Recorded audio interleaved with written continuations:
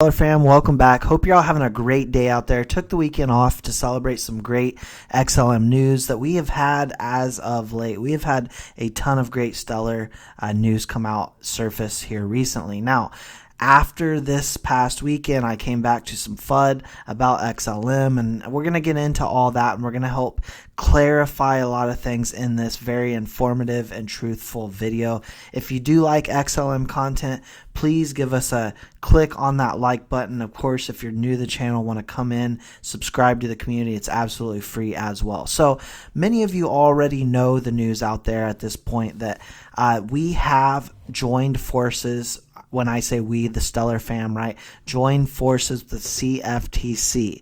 This is a very, very big deal for various reasons. Now, Cftc, for those of you who are unaware, is the Commodity Futures Trading Commission. Very, very big government agency that makes a lot of decisions on regulation. And so we obviously want to be sitting at the table with them, and now we are. Now, what I came back to after the weekend is individuals saying there's no mention, when this news came out, there's no mention of leveraging XLM and payments, but rather the focus is only using stablecoins. And people are saying not using XLM as a bridge. So there's some misunderstanding in a large way on how the entire network works. So we're going to make this very, very simple, short and concise as always, so everyone can fully dig their teeth into this. So the Stellar network, right? How does it work? The basis of the network is its native digital currency, XLM or Lumens. XLM acts as an intermediate currency for operations also used to pay transaction fees. And we're going to get into that in just a second. How it works. The protocol converts money in a few seconds, first into XLM and then into requested currency. Next, by design, Stellar requires that each account hold a small number of lumens at all times. Remember that. Every single account has to hold a small number of lumens at all times. Next, when we take a look at some of the basics, you've got fees, surge pricing, and different fee strategies that are all built into this Stellar network. Now, we have to understand, Stellar requires a small fee for all transactions to prevent ledger spam and prioritize transactions during surge pricing, which is essentially what happens when the network is clogged. A lot of demand on the network, right? And you get that surge pricing, which essentially raises the price of XLM as well. But all fees on Stellar are required to be paid in XLM. So you've got two things there.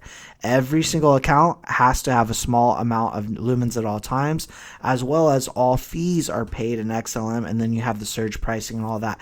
All of this is built into Stellar. So regardless whether we are using this for stable coins or CBDCs, if you're using the Stellar network, you are utilizing the native token XLM.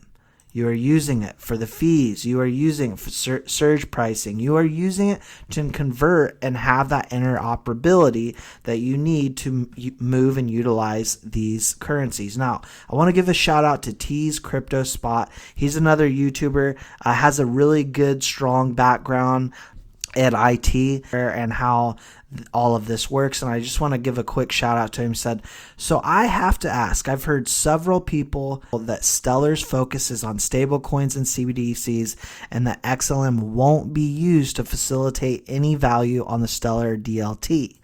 So that means that the XLM we hold is essentially useless, and that is essentially what individuals are saying out there. So look at this. He breaks it down real quickly. He says, so CBDCs and stablecoins that will be used to transmit payments on the Stellar DLT, but it won't hop on the back of corresponding amount of value in XLM. So obviously he's being sarcastic, to be bridged cross borders to facilitate said payment, because that is how this all works. XLM bridges the payments. He says, this is interesting, and now I'm curious.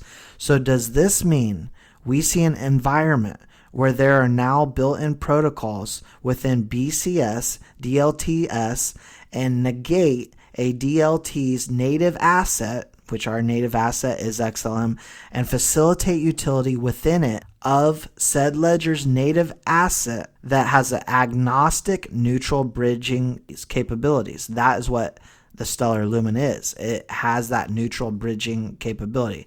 He says, finally, I'm not the smartest guy in the world, so someone help me out. How does a CBDC get bridged on Stellar's DLT cross-border without a neutral bridge asset, such as XLM, to facilitate it using a corresponding amount of XLM to match the value of said CBDCs being transmitted? So that's him just breaking it down real quickly. You have to have a native token to make the conversion.